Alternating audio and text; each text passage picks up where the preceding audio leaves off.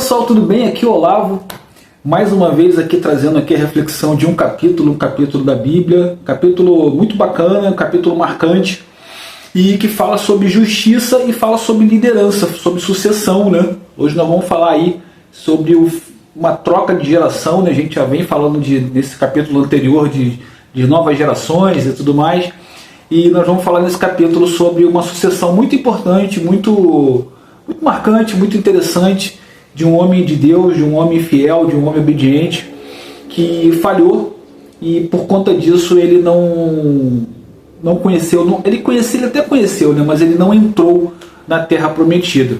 É isso mesmo. Aí um detalhezinho acabou deixando ele de fora e independente da gente achar que Deus está certo ou que Deus está errado, quero trazer para você a reflexão que nós tivemos com relação a esse assunto, a esse tema, né, a essa situação, e também a questão de que Deus faz justiça onde menos se espera, né, onde menos se espera, onde ninguém imagina, ele vai lá e faz a justiça, ele reconhece, parece que ele não está vendo, mas ele vê tudo, e no seu momento certo ele reconhece, ele honra, ele abençoa a todos aqueles que merecem. Beleza, pessoal? É disso que nós vamos falar hoje no capítulo de Números 27, tá? É um capítulo espetacular e eu convido você a ficar comigo até o final para que você possa refletir a respeito do que nós entendemos desse capítulo. Tá legal, pessoal? Antes disso, pessoal, quero pedir a você que se inscreva no canal, tá? Por favor, se inscreva no canal, ative o sininho de notificações para que você receba as mensagens, né, avisando dos vídeos que nós fazemos todos os dias. Compartilhe com um amigo, com uma amiga que também você entenda que mereça receber esse conteúdo.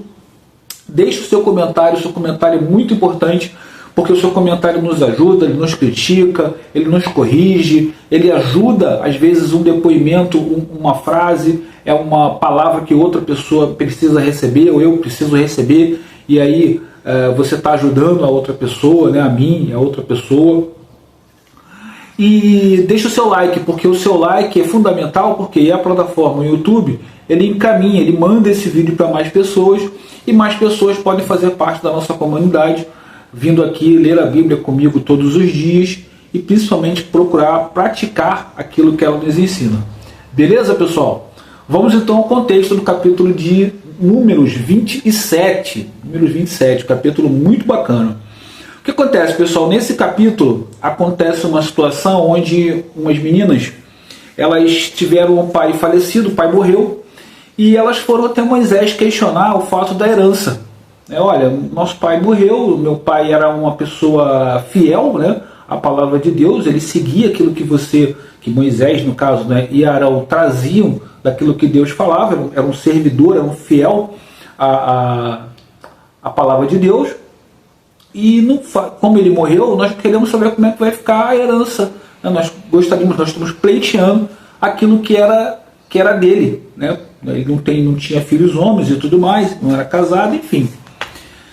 E aí aí Moisés fala o seguinte, né? Moisés, eu vou falar com Deus a respeito, né? Não sou eu que vou tomar a decisão. E ele vai falar com Deus e Deus fala, tá certo, tá correto, é isso mesmo, Moisés, você institui-se, daí que começa isso, tá, pessoal? A questão da herança.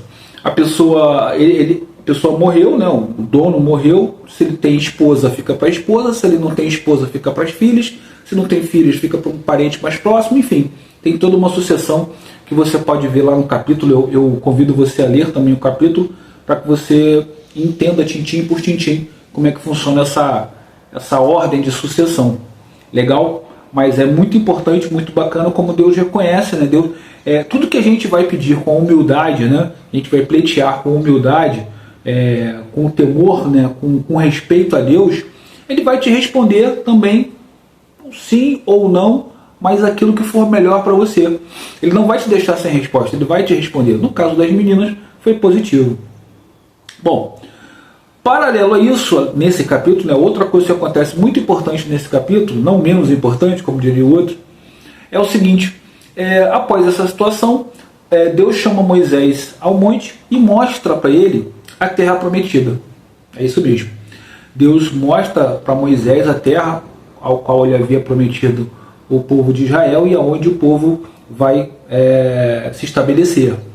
Vale lembrar que esse povo, né, esse restante, essa nova geração, ela passou por muitas transformações, muitos morreram, ficaram pelo caminho.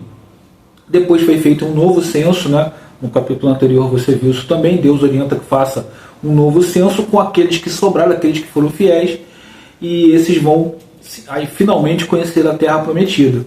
E Moisés, ele tem eu acho que privilégio, tá? Acho que Deus o respeita, né? Deus tem consideração com ele, mostrando para ele como é que seria, dando a visão a ele de como que seria a terra, né? Ele fica maravilhado, ele gosta, ele nossa, pô, que lindo, que maravilhoso. E aí ele pede a Deus. Em nenhum momento ele questiona, né? Porque aí Deus é relatado no capítulo, né, a questão por que ele não está entrando, principalmente por conta daquela situação no qual o povo reclamou com ele de sede.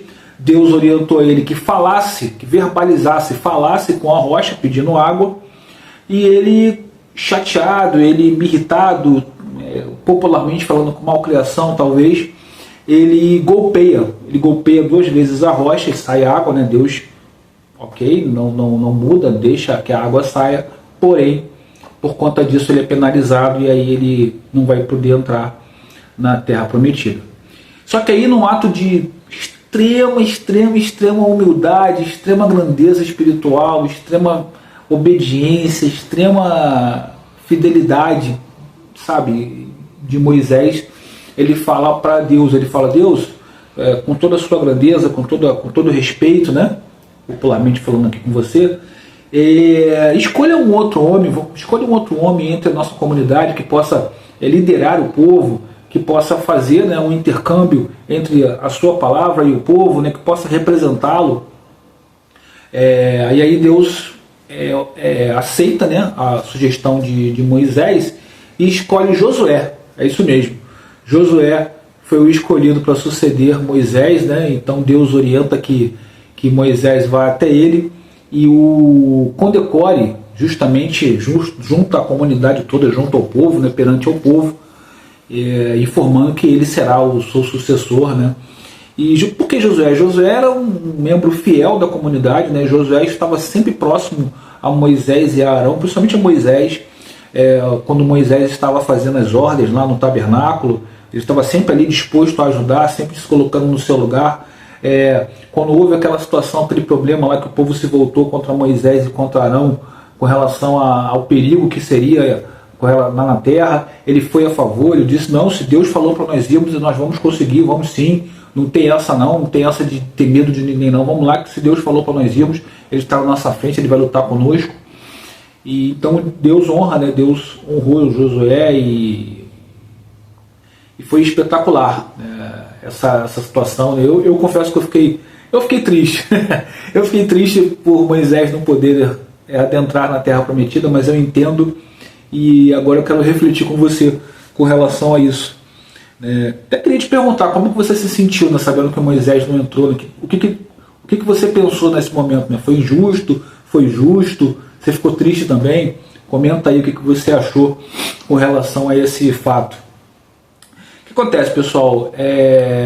Hoje, no capítulo, eu assisti um vídeo do pastor Diego lá do canal Jesus e a Bíblia, que é um pastor que eu acho muito coerente, muito inteligente, muito sábio, né? Ele fala a palavra de Deus com muita facilidade, já está há muitos anos fazendo isso, é um estudioso, mas ele consegue traduzir para um iniciante como eu, de forma muito simples, de muito fácil, sabe, o entendimento das coisas.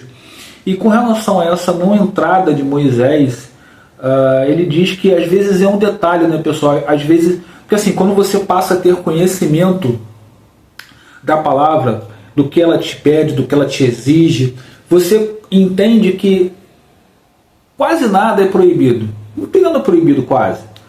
Porém, muitas coisas não são adequadas para você que quer seguir a palavra de Deus, para você que quer se tornar um cristão. Muitas coisas elas não são adequadas.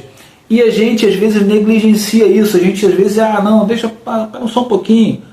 Deus não vai esquentar com isso não, eu vou lá um pouquinho, vou fazer isso aqui um pouquinho, é só aqui, é só hoje, né? E Deus não aceita esse jeitinho brasileiro, né? O jeitinho brasileiro Deus não aceita. Ou você está de um lado, ou você está do outro lado. É assim que funciona na lei de Deus. E às vezes, gente, é tão pouca coisa, né? Você vê, puxa vida, tão pertinho, ele estava tão próximo a entrar na Terra, e aí por conta de uma fração de segundos, de uma malcriação, de uma atitude, ele perdeu essa oportunidade. Isso eu acredito que já tenha acontecido conosco também, né? Nós que somos de uma criação um pouquinho diferente dessa atual, quando nós, às vezes, eu ficava de castigo, minha mãe me colocava de castigo às vezes, e colocava, eu ficava às vezes 30 dias de castigo, 30 dias sem ir brincar na rua, ficava realmente de castigo. Minha mãe colocava, ó, você vai fazer um questionário de perguntas aqui, 100 perguntas, 150 perguntas, e eu ficava às vezes o domingo todo para decorar aquele questionário e responder. Era a forma da minha mãe me punir, mas que na realidade me ajudou, me ensinou a ser disciplinado, me ensinou muito, né, a aprender as coisas, a aprender a decorar as coisas, aprender a aprender as coisas, né? A gostar de ler, a gostar de ser curioso, né, sobre os assuntos. Isso me ensinou muito. E hoje, você, por exemplo, você colocar uma criança, você pegar uma criança e colocar ela para fazer um questionário de 150 perguntas, ela tem que decorar esse questionário todo, um domingo todo. Hoje você vai ser taxado de cruel, né? Vai ser assédio moral, vai ser um monte de coisa. Não era agressão física, né? Não posso nem dizer agora, não, minha mãe me deu bateu uma vez ou outra, mas não era muito de bater toda hora, não. Minha mãe não tinha esse comportamento comigo, mas os castigos que ela dava, ela cumpria. Quando ela falava, ó, você não vai fazer isso aqui, você não fazia mesmo e pronto. E hoje é difícil, né, da gente, eu sou pai de dois, né, um já é adulto, o outro é adolescente, é difícil hoje você criar um adolescente, é difícil você convencer, né, às vezes você precisa se impor, mas aí eu não gosto, não sei como é que você se sente com relação a isso, mas é desagradável você ter que obrigar, você ter que... É chato, né, porque na teoria eu procuro viver da seguinte forma: não esperar de ninguém, tá, em troca aquilo que eu faço. Eu faço sem esperar volta. Para o meu filho, para um amigo, para quem for.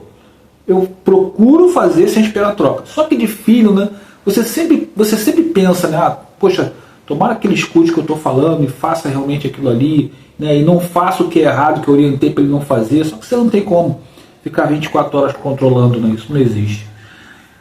Fechando parênteses, né, eu abri um parênteses e saí um pouquinho do assunto. Eu acho que faz sentido, é conectado, mas não é o principal assunto do capítulo.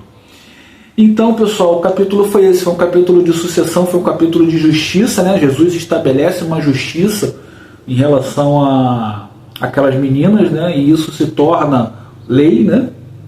Se torna lei até hoje dessa forma.